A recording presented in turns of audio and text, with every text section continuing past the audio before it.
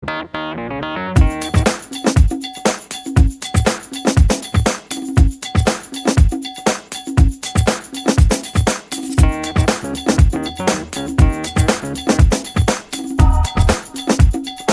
ស្តីការមកកាន់រៀនគណិតវិទ្យាតាមអ៊ីនធឺណិតថ្ងៃនេះរៀនគណិតវិទ្យាតាមអ៊ីនធឺណិតសូមជ្រើសរើសយកមេរៀន complex ដែលជាសំណូមពររបស់គ្នាយើងនៅក្នុងទំព័រដែលចង់ដឹងពីរបៀបច្បាស់នៃការសរសេរជាទម្រង់ត្រីកោណមាត្រនៃចំនួន complex អញ្ចឹងចំនួន complex គឺជាចំនួនពិសេសមួយខុសពីចំនួនផ្សេងៗដែលយើងដឹងដូចជាចំនួនពិតមួយចំនួន complex អ្វីដែលយើងដឹងគឺវាជាប់តម្លៃ e អញ្ចឹងហ៎អញ្ចឹងចំនួន complex គឺយើងដឹងហើយ e ការ៉េស្មើនឹងដក1ធម្មតាមួយចំនួនលើកជាការ៉េវាមិនមែនជាចំនួនអវិជ្ជមានទេប៉ុន្តែចំនួន complex វាពិសេសត្រង់ថាយើងបានតម្លៃ e ការ៉េហ្នឹងស្មើនឹងដក1ឬក៏យើងអាចសេថា e ស្មើនឹងដកឬក៏ e ស្មើនឹងឬការ៉េនេះដក1អញ្ចឹងមុននឹងយើងស្វែងយល់ពីទម្រង់ត្រីកោណមាត្រនៃចំនួន complex ដំបូងបំផុតយើងត្រូវដឹងថាចំនួនពេចគណិតនៃចំនួន complex គេសរសេរជារៀងដូចម្ដេចអញ្ចឹងជាទូទៅទម្រង់ពេចគណិតនៃចំនួន complex z គឺស្មើនឹង a បូក be អញ្ចឹងក្នុងនេះយើងឃើញហើយឲ្យតែចេញជារៀង a បូក be មានន័យ a ជាចំនួនពិត b ជាចំនួនពិតហើយ e គឺជាចំនួន complex ដែលយើងហៅថាចំនួន complex នេះផ្នែក a ដែលហៅថាផ្នែកពិតផ្នែកចំនួនពិតហើយផ្នែក b គេហៅថាផ្នែកនិមិត្តមានន័យថា a និង b គុំគ្នាជាមួយនឹងe នេះតាមរយៈផ្នែកពិតនិងផ្នែកនិមិត្តចូលគ្នាយើងបានជាចំនួន complex សិតអញ្ចឹងនេះជាទម្រង់ពេចគណិតដែលទាំងអស់គ្នាស្គាល់ហើយឧទាហរណ៍ថាយើងឧទាហរណ៍ថាមានចំនួនមួយឧទាហរណ៍ថា z ស្មើនឹង1បូកឬ 3e អញ្ចឹងនេះគឺជាចំនួន complex មួយដែល a យើងស្មើប៉ុន្មានស្មើ1ហើយ b យើងស្មើនឹងឬ3អញ្ចឹងវាក្លាយជាចំនួន complex អញ្ចឹងមុននឹងយើងឆែកទៅលើវាឧទាហរណ៍បន្តបន្ទាប់យើងកលេចមកមើលទម្រង់ត្រីកោណមាត្ររបស់ចំនួន complex ហ្នឹងមានន័យថាតើ z ស្មើនឹង a បូក be យើងអាចសរសេរជាទម្រង់ត្រីកោណមាត្រយ៉ាងដូចម្ដេចអញ្ចឹងយើងកលេចមកមើលនេះទម្រង់ត្រីកោណមាត្រនៃចំនួន complex ជាទូទៅចំនួន complex ដែលយើងចង់សរសេរជាទម្រង់ត្រីកោណមាត្រគឺយើងត្រូវមានជាប់កូសនិងស៊ីនតើណាអញ្ចឹងជាទូទៅទម្រង់របស់វាគឺ z ស្មើនឹង a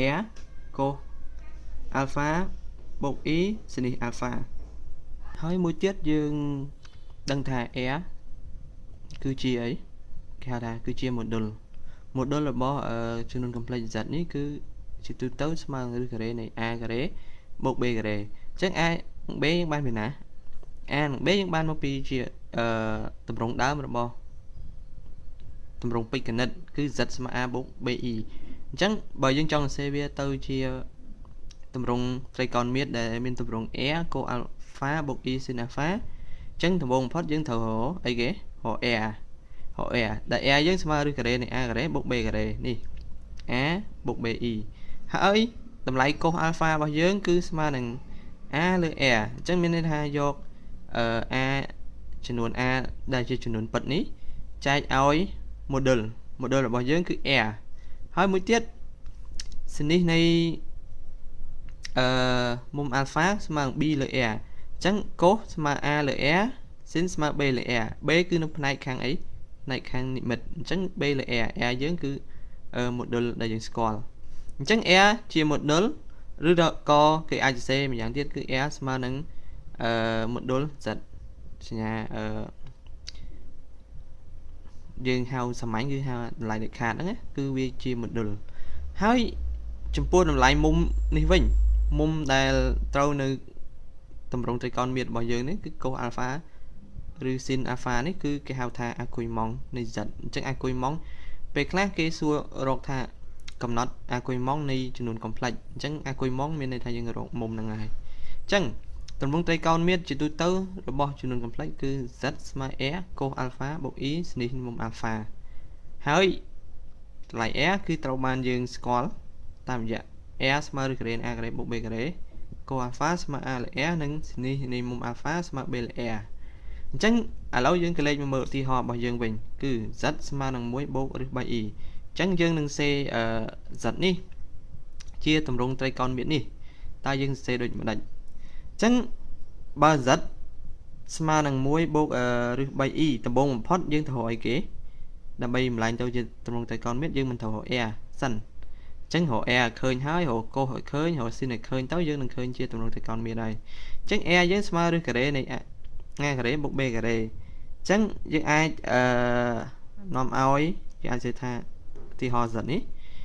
r ស្មើអីស្មើឬការ៉េនៃ a ការ៉េយើងគឺប៉ុន្មាន1 a ស្មើ1ការ៉េបូកឲ្យ b ការ៉េយើងគឺឬ3អញ្ចឹងឬ3ទាំងអស់ការ៉េអញ្ចឹងនេះឬអញ្ចឹង r យើងស្មើប៉ុន្មានស្មើនឹងរឹសនៃ1ការ៉េ1ដដែលបូកឲ្យការ៉េនៃ3ចេញបាន3អញ្ចឹងវាស្មើនឹងរឹសនៃប៉ុន្មានរឹសនៃ4ឬ4ចេញមករឹសនៃ4ស្មើនឹង2អញ្ចឹងយើងឃើញយើងឃើញ r ស្មើប៉ុន្មានស្មើនឹង2ចំណុចបន្ទាប់យើងត្រូវឲ្យគេយើងមិនត្រូវរកកូស alpha បន្ទាប់មក sin alpha អញ្ចឹងកូស alpha កូសនៃ alpha ស្មើអីរូបមុនយើងនេះ a លើ r ស្មើនឹង a យើងប៉ុន្មាន a យើងក្នុងនេះគឺឧទាហរណ៍យើងគឺ1លើ r យើងប៉ុន្មាន2អញ្ចឹងយើងសេមក2ហើយមួយទៀត sin នេះនៃមុំ alpha ស្មើអី sin នេះនៃមុំ alpha ស្មើនឹង b លើ r អញ្ចឹងយើងសេមក b លើ r ស្មើនឹង b យើងប៉ុន្មានឬ3អញ្ចឹងឬ3លើ r យើងគឺ r 2អញ្ចឹងនៅពេលដែលយើងឃើញ r យើងឃើញកូស alpha ស្នេះ alpha យើងអាចសរសេរមិនយើងអាចសរសេរថា z នឹងស្មើអីនេះ z ស្មើ r អញ្ចឹងនាំឲ្យ z ស្មើ r យើងប៉ុន្មាន r យើងគឺយើងរកឃើញមក2កតាឲ្យកូស alpha យើងប៉ុន្មាននេះយើងរកឃើញមិញ1លើ2កូស alpha អញ្ចឹងសរសេរមក1លើ2បូកsin alpha e sin alpha យើងសេ e មក sin alpha យើងប៉ុន្មាន sin alpha យើងគឺឬ3លើ2គុណឲ្យឬ3លើ2ឬក៏យើងអាចសេថា2កតាឲ្យ1លើ2បូកឲ្យឬ3លើ2 e អញ្ចឹងយើងដាក់ e មកក្រោយមក z អញ្ចឹង z នេះបើយើងមើលទៅអានេះជា r អានេះជា cos អានេះជាអីគេជា sin អញ្ចឹងបើសិនយើងគុណចូលវិញពីយើងចង់ដឹងថាវាត្រូវមិនត្រូវយើងអាចទៀងទាត់2គុណឲ្យ1លើ2ឃើញ1ស្រួលទៅឃើញ1វិញត្រឹមត្រូវណា2គុណឲ្យឬ3លើ2ចេញមកឬ3អញ្ចឹងត្រឹមត្រូវអញ្ចឹងចំណុចបន្ទាប់នៅពេលដែលយើងឃើញz ជាទម្រង់ហ្នឹងហើយអញ្ចឹងយើងត្រូវដឹងថាតើកូសនៃ alpha ត្រូវនឹងមុំប្រមាណដែលវាស្មើនឹង1លើ2ហើយ sin alpha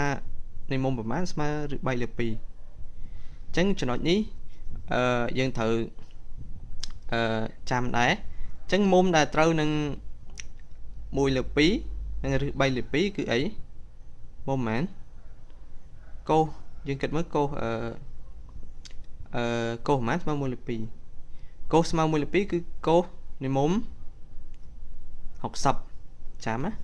អញ្ចឹងវាស្មើនឹង60 2កូស60គឺកូសនៃជាទូទៅ60គេសេជា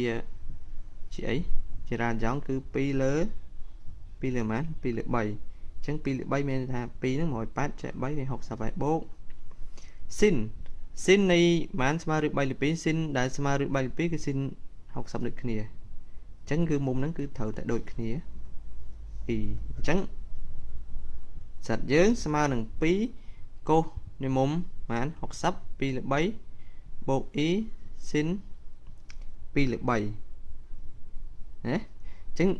តម្រង់ត្រីកោណមៀតយើងត្រូវបានដោះស្រាយនេះបើយើងមើលទៅសម័យកាលដើមយើងខាងលើនេះវិញគឺម៉េច z ស្មើនឹង r កូស alpha បូក e sin alpha z ស្មើនឹង a យើង2 cos នៃមុំ alpha យើងគឺ2លើ3អញ្ចឹងណាអញ្ចឹងត្រូវមុំ2 3ដូចនេះទម្រង់ត្រេកនមាត្រត្រូវបានដោះស្រាយញ៉េអញ្ចឹងក្នុងការជ្រើសរើសទម្រង់ត្រេកនមាត្រមានវិធីងាយគឺយើងអាចរកតាមអីគេគឺយើងរកតាម r រកតាម cos ស្មើនឹង r sin ស្មើ b លើ r អញ្ចឹងក្រោយមកយើងត្រូវដឹងតម្រងវាចេញហើយយើងត្រូវកំណត់ថាមុំអីដែលត្រូវនឹងតម្លៃហ្នឹងតម្លៃប៉ុណ្ណឹងអញ្ចឹងយើងរកឃើញគឺ cos នៃ2លើ3បូកឲ្យ sin នៃ2លើ3 e អរគុណសម្រាប់ការតាមដានវីដេអូនេះហើយចំណុចបន្ទាប់ខ្ញុំនឹងប្រាប់ពីគន្លឹះដើម្បីដឹងថាតើមុំណាដែលត្រូវនឹងតម្លៃណាដែលយើងត្រូវដោះស្រាយឲ្យលឿនក្នុងចំនួន complex អញ្ចឹងអរគុណសម្រាប់ការតាមដានរងចាំសម្រាប់វីដេអូថ្មីបន្តទៀត